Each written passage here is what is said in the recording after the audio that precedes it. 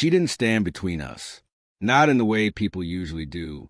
It wasn't her body that blocked the truth, but her voice, steady, smooth, and loaded like armor.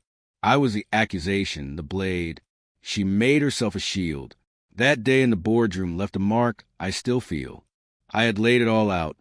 6 months of buried data, a financial hemorrhage dressed up as routine expenses. I expected question, concern, maybe even respect. Instead, she turned to me with a voice that could frost glass. I'm sure there's an explanation. Let's not rush to judge Daniel. Daniel, the man I trusted with more than loginals. The man who'd been making her laugh lately too often and too softly. I watched her. She didn't blink. She didn't waver. That's when I said it. Don't defend him. You knew. Silence followed, pure and absolute, like a curtain dropped. She blinked once, but she didn't deny it. That was all I needed. I smiled then, barely. Not because I won.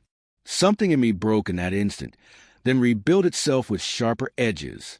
5 years earlier, I thought I'd met someone who matched me flame for flame. She was fearless, brilliant, unapologetically ambitious. We started with laptops and folding chairs, fueled by long nights and raw belief. She sold the dream. I built the engine. We were more than partners. We were architects of something bold. But somewhere between scaling and success, she drifted. Not all at once. It was quiet, a shift you don't notice until it's too late. The late nights came first, not the driven kind, but the kind that didn't want questions. She said it was client calls, but she came back lit up in ways that had nothing to do with contracts. And Daniel started showing up at meetings on Slack in our house, always with a reason, until one day I saw the message, Daniel, can't wait for weekend. I need you. She smiled at it, then swiped it away when she saw me. I said nothing, just watched. That night, I stared at her sleeping and realized I wasn't losing her. She was already gone. So I pivoted. I stopped feeling. I started documenting. I traced a leak. Daniel had built a network of fake vendors and inflated contracts. Money funneled away from the company we built, but he couldn't do it alone. Every transaction bore her mark, her login, her fingerprint, her approval. I mirrored everything, built a digital twin of our systems, recorded everything, preserved every shred of evidence. She thought I was distracted, retreating. Let her believe it.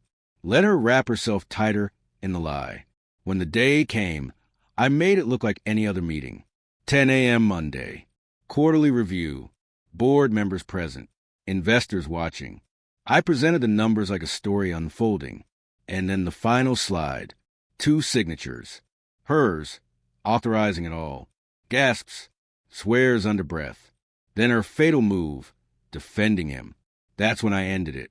After that, it unraveled quickly. Auditors. Legal. Internal investigations. She tried the usual denial, deflection, playing the pawn.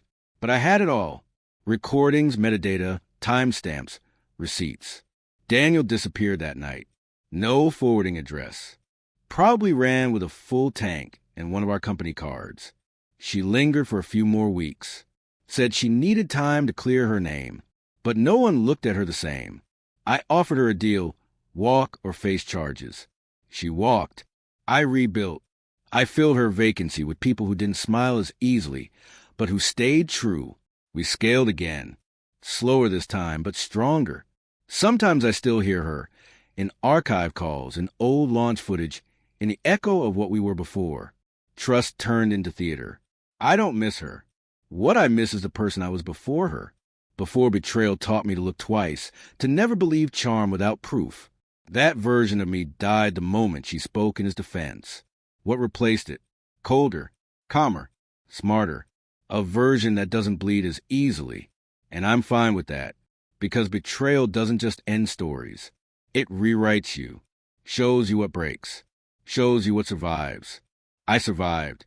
They didn't,